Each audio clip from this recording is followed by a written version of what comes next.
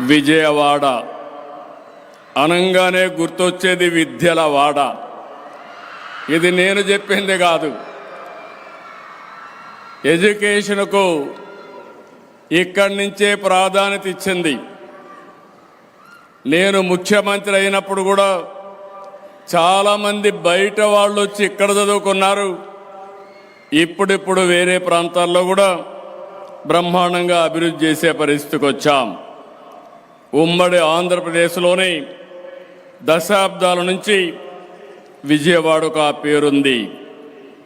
ఎన్నో విద్యా సంస్థలు ఇక్కడ లక్షల మంది విద్యార్థుల్ని తీర్చిదిద్దారు. సిద్ధార్థ అకాడమీ సంస్థలు, ఇందులో ముఖ్యమైన విద్యా వ్యవస్థ విజయవాడ చెప్పంగానే మనకందరికి గుర్తొచ్చేది సరస్వతీ దేవికి కొలువైనటువంటి ప్రాంతం. ఈ ఇన్స్టిట్యూట్ చూశాను. దేశంలో ప్రపంచంలో ఎక్కడున్నా ఇక్కడ చదువుకున్న వాళ్ళే మెజారిటీ ఉన్నారు.